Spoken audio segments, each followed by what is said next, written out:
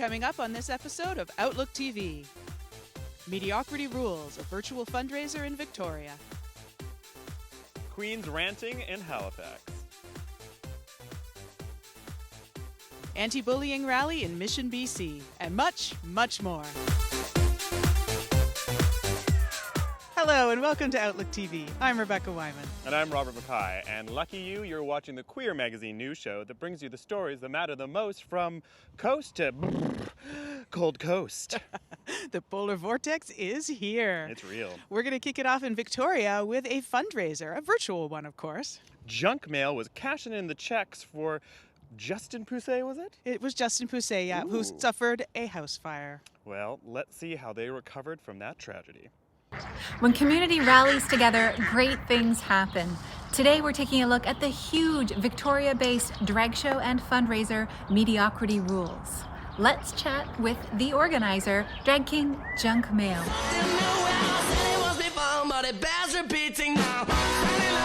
Mediocrity Rules is basically the community coming together to help out our beloved Justin Poussey, who himself and his three housemates actually had a house fire that displaced them back in November. As soon as I heard about that, I knew I had to do something. My gut reaction was just, we have to have a fundraiser show.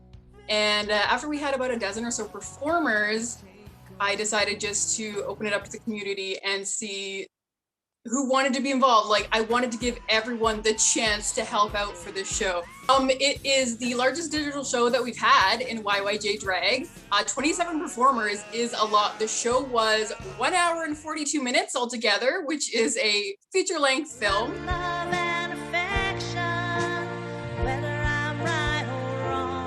Not the reaction I was expecting, but the reaction I was hoping for. It actually blew me away. Just the response from the performers, the response from the community. And it's a cause that was actually real close to my own heart because, you know, Justin Poussey is like a great pal. And honestly, one of the people that brings the community into the local drag community. So I'm really proud of us being able to give that back to him and just show him how much he is loved in this community.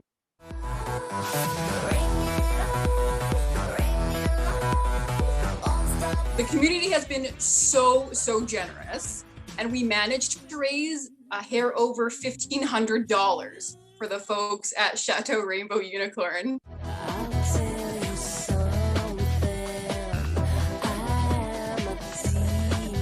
How has going virtually been going for drag in Victoria? I think it's been going very well going virtual for the shows. People with accessibility issues for venues or people that are nervous to get on stage, they've really embraced it.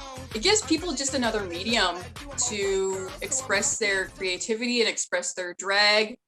A lot of the videos that we've been seeing are pretty impressive.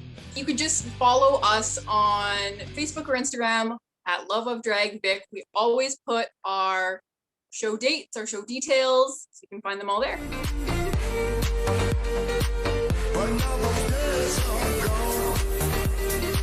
Thank you, Junk Mail, and don't forget to check out Mediocrity Rules on the For the Love of Drag YouTube channel. This has been Kelly Legg with Outlook TV. And up next, Ollie's got an interview with Calgary musician Jared Nicholson. The fine tunes and dulcet tones of Jared brings us some more mellow music for this period of time. Let's get soothed to the soul, shall we? Jared Nicklen has been super busy during the pandemic, releasing single after single such as Winter Sky, Lonely, and recently, A Closing Passage. I'm going to teleport myself to Calgary thanks to the magic of Zoom, and I'm going to kiki with Jared about his latest singles and about some of his past musical projects.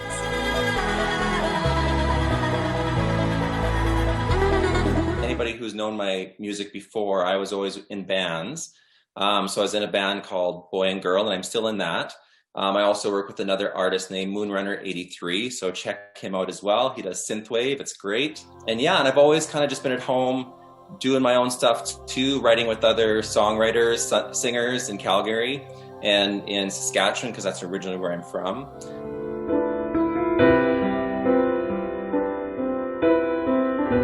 The Lonely song actually and was on a Boy and Girl album from 2009. So I talked to Crystal from Boy and Girl. I'm like, do you mind if I just throw this out there just to put it out there? And she's like, absolutely. And so, yeah, so that's where that song came from. And then Winter Sky was one that I actually wrote here in Calgary, and it actually started snowing that day.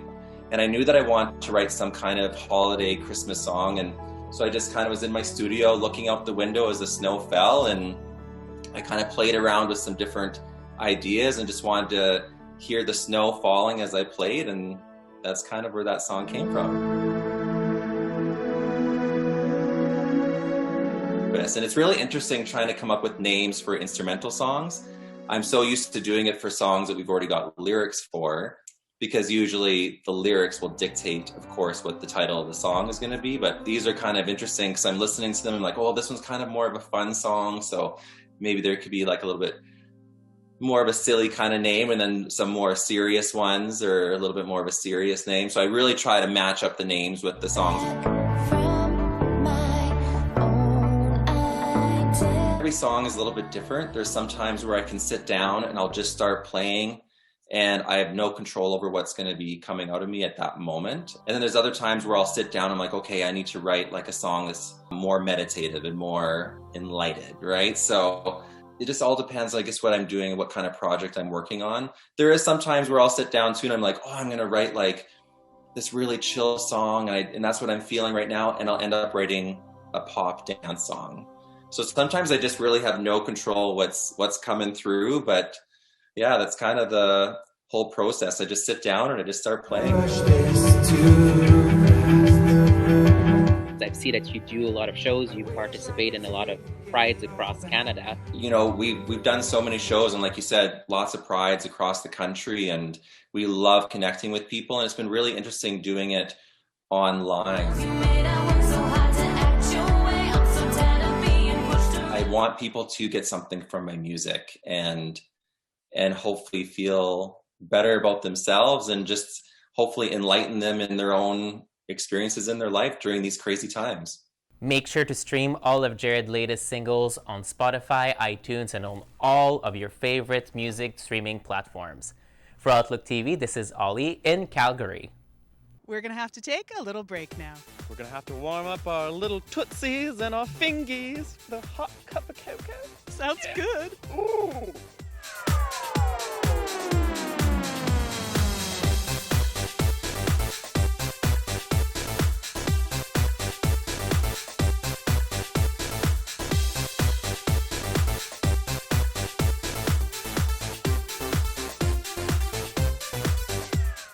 Welcome back.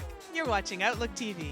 In our next segment, we're going to fly you all the way down to Chile. I love their wine, but there's something else I'm going to love there, isn't there, Rebecca? Yes, it's Mia Praught, Canadian singer, songwriter, and, related to our Angus Praught. Wow. And at a drag show nonetheless. Let's see how that ally kicked up the tunes. This past year has seen many changes in the music and entertainment industries around the world.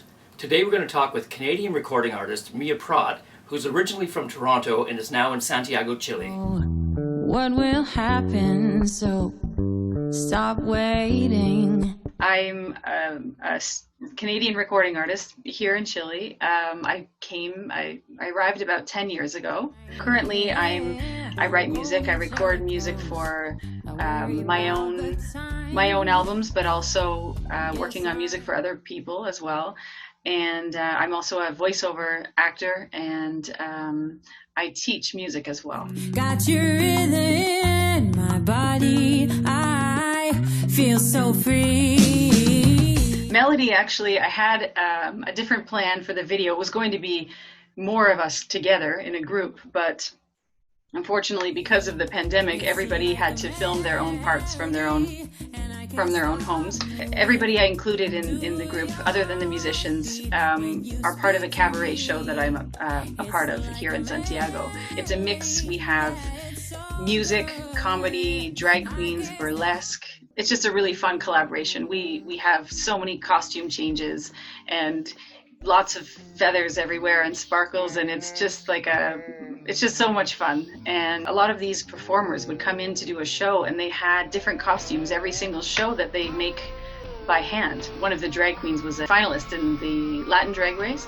And I mean, he would come in just and have a piece of cardboard and in a couple of hours have this beautiful set of wings. And, you know, so the creativity that all of these artists show just really inspired me. So I wanted them to be part of the video because when I perform with them, it's all about having a good time, expressing yourself, feeling free, like even on stage, where that's what I put in the song. We're so free because everybody's just dancing and singing and it's a good time. So I felt that I needed to do a song with this kind of energy at this time. I wanna relax with you and live for this moment. Yeah, let's celebrate tonight. I wrote Celebrate years ago, and at the time I wasn't sure if I actually liked the song. I kind of just kept it on the back burner, and I actually thought I'll probably never release that song.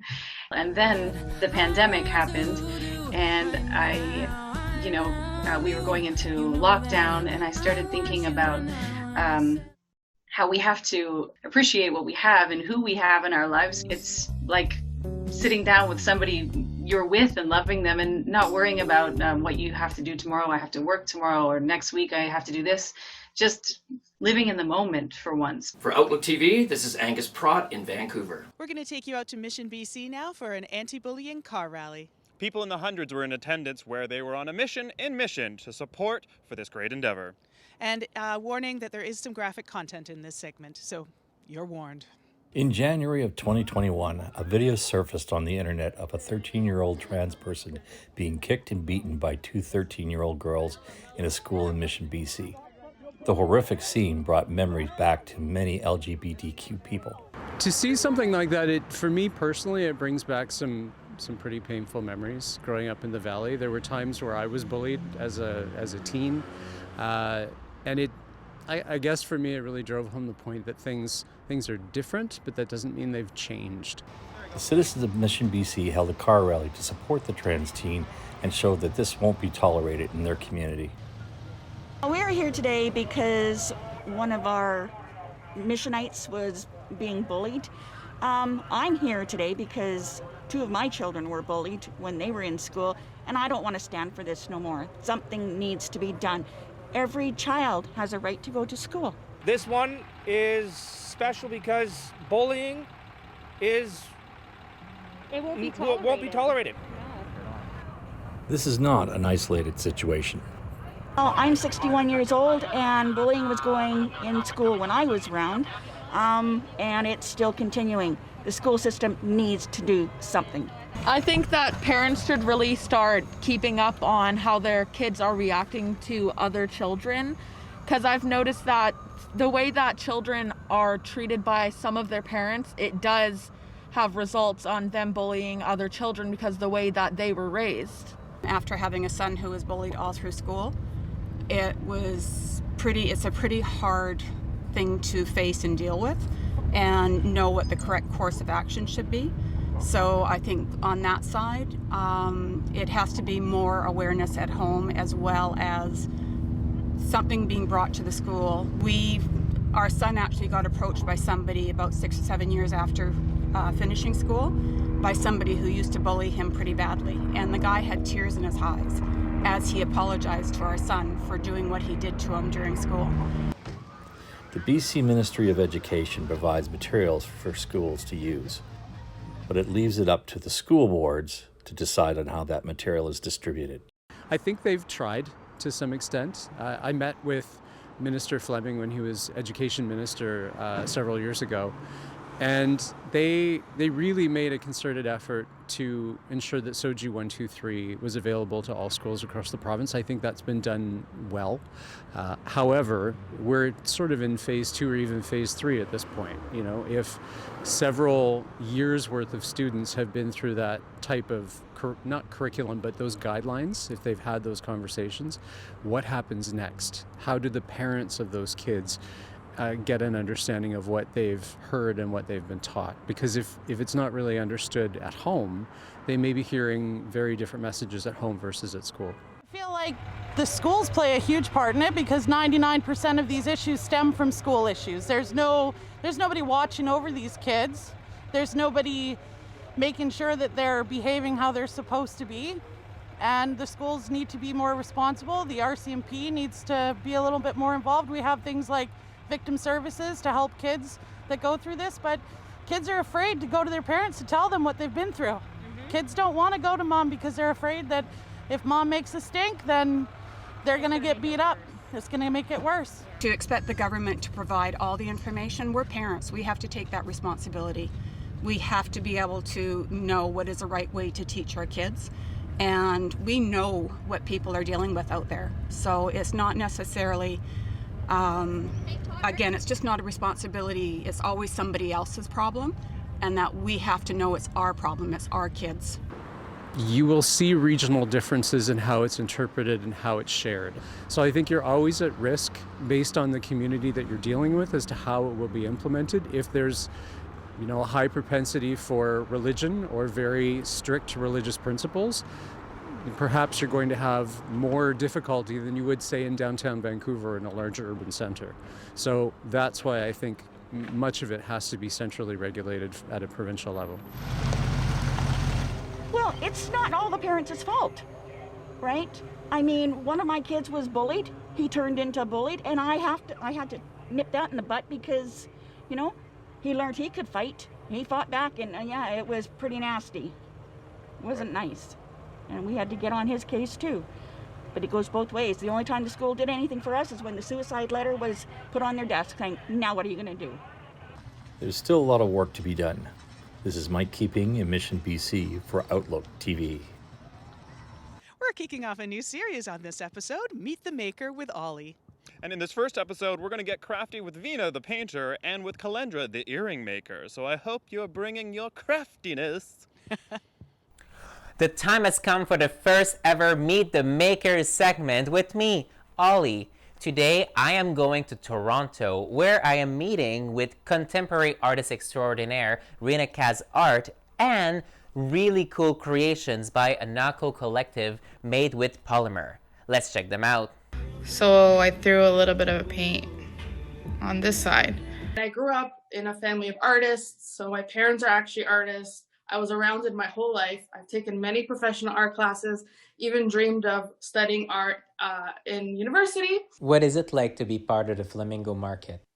Honestly, it's been absolutely incredible. I've been a vendor since day one, and I've vended all the months since they started. And I've been able to build like a little family of friends online and connect with people who are doing similar things and seeing people smile with my art, and that makes me so happy. How does being a part of the LGBTQ community carries through your work? I don't have them behind me right now, but I also do digital illustrations of local queer restaurants and bars. Basically, I've drawn almost all of Church Street, and also through body positive art that I've been doing of, you know, female figures, men, women, everyone of all shapes and sizes. A lot of boob sweaters, boob prints, just honoring the human body. Can you please tell us about what a knuckle collective is? It started as an earring business. I, was one of the many people laid off during COVID. I worked in the events industry. That's obviously not happening right now. So I started just playing around with polymer clay and started making earrings and then eventually necklaces and now fridge magnets. So it's just been like a fun creative outlook and people seem to like them. So it's been pretty fun. What makes them special compared to other earrings? Polymer clay earrings in general are very lightweight. So these are like pretty big and there's no pull on my earlobe. So a lot of people have given me really good feedback on that. It's also, I really like playing with color and statement pieces. I take a lot of inspiration from like crystals and rocks. The pieces I make, I don't want them to be gendered. I don't think that jewelry is gendered. If someone can make someone feel more comfortable or beautiful or happy in their skin, that's really what matters. I really enjoy how both artists totally included body positivity in their creation. It's super important, everybody. So that's it for Meet the Makers segment number 1. Make sure that you follow these wonderful artists, that you buy their merchandise on their website, and their stuff is also available at the Flamingo Market. For Outlook TV, this is Ollie in Toronto. We're going to have to take another little break now. Get ready to break into these commercials, if there are any. Hi, I'm Tiko Kerr, and you're watching Outlook TV.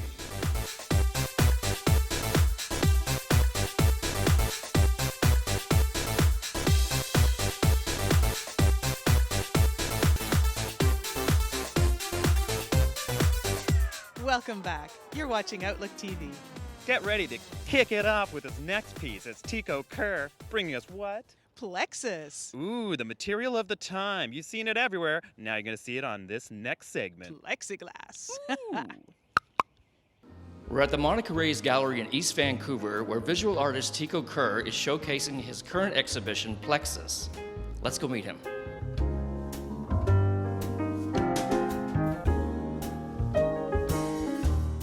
This exhibition called Plexus is totally predicated on my experience with the COVID situation. I've only been working in this way for about the last 2 or 3 months. I first became very interested in the political situation that we've been dealing with, where the clarity and truth of things are obscured, where there's magical thinking, and even though people know the facts of things, they refuse to acknowledge them. And that led me to considering plexiglass, which has taken on a whole new importance in our lives now as a protective shield and so on. The materiality of plexiglass is really lends to the conversation about reflectivity and transparency and that sort of thing. So it just seemed to be a kind of a natural evolution of the way that my work had been developing for the last 2 or 3 years. Each one of the pieces in this show are individual boxes that we might be containing ourselves in. We're isolated from one another. We're in these cells. It's kind of like a Zoom call where we're kind of isolated. And within that context, there's an opportunity to look deeper. The piece that you're looking at now is entitled Gray Area, a metaphor for reading the newspapers that are occupying our brains to such an incredible degree right now. So the metaphor is trying to look through the print and seeing the finer print underneath.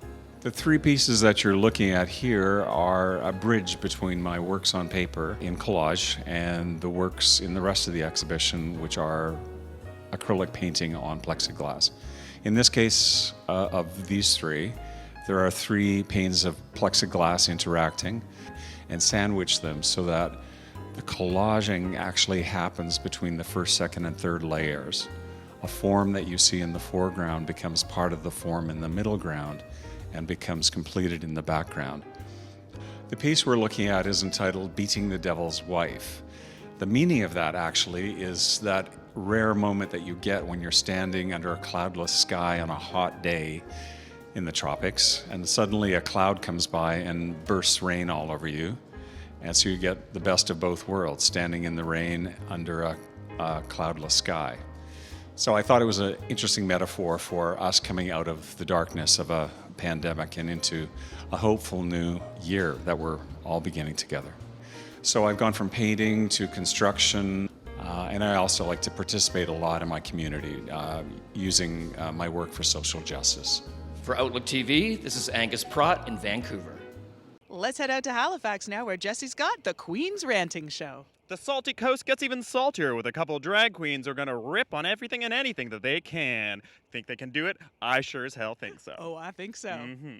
Hi, my name's Jessie. We're currently in Atlanta, Canada, talking to 2 of Halifax's local drag legends, Rouge Fatale and Devastation. They have a YouTube channel called Station DRG where they film a crazy show called Queen's Ranting. Let's talk to them and get the tea. Help him explore his fisting sexuality.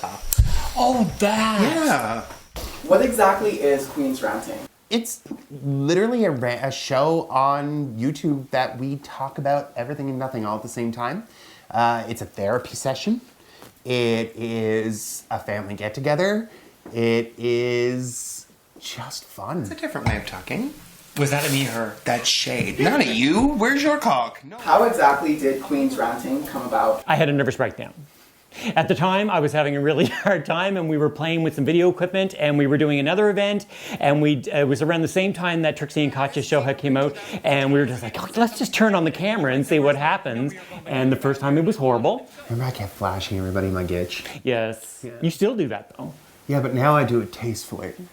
Tell us about the different personalities on Queen's Ranting, on screen and off screen. We have a great team that actually works behind the scenes, and it's the station central family. We have our amazing 2 interns, we like to call them, Jesse and Colton. And then we have Big Daddy. He's our amazing manager. We have what we call the legal department, Jess, as well as our production manager, Kat. And we also have Dave, and he does everything. And then there's in front of the camera. We are our own category of crazy, basically, and Rouge has more personalities than you can shake a stick at, and so many voices. I'm building a few. They're coming. You know, the more I'm around her, the crazier I get. We get in front of the camera and we're with each other, and it just the craziness that comes out and the personalities are just so much more than we even ever imagined. Continuity. Balance. There you go. Then we film for maybe 3 hours, and you get 3 episodes that are 10 to 15 minutes long. So imagine the stuff you don't see. We don't set anything in particular, but through the 2-week period before we have to tape again, we send things. We will message each other and go, oh my God, this just happened to me. And you go to tell it to each other, and the other one will go, stop. Put it in the notes. Put it in the notes. We'll talk about it when we tape. And that's how it happens. The thing's homosexual. And why won't this open? There we go. And tell us about the audience. Like, what's your target audience? Anybody who wants to watch, anybody who loves drag queens. It's a great thing. And like on top of our YouTube, we have our TikTok. So you can even find us on TikTok at Station DRG. And we have like over 153,000 followers so far. And we put in all sorts of great little extras that you don't see on the actual like YouTube page. But it's anyone who wants a good laugh, anybody who wants to get away, this is where you go. The one about jerking the guy off under the table? No. No. From Halifax, this is Jessie Cartwright reporting for Outlook TV. That's all the time we have for this episode of Outlook TV, but we'll be back probably before this cold snap is over. I hope so. But you know what you can do where you're warm and toasty and indoors? Go on the internet, click in a few little digits on your URL bars and find us, be it on Facebook or .coms or what else did all the kids Twitter, do? Instagram, you know, those things. Find us on the internet, or even better, shoot us an email if you'd like to volunteer with us. We need people across Canada. So join us. Look how much fun we have. Well, it's not always this cold out. Oh, no. Thanks so much for joining us. I'm Rebecca Wyman. And I'm Robert Mackay. Stay safe, Canada.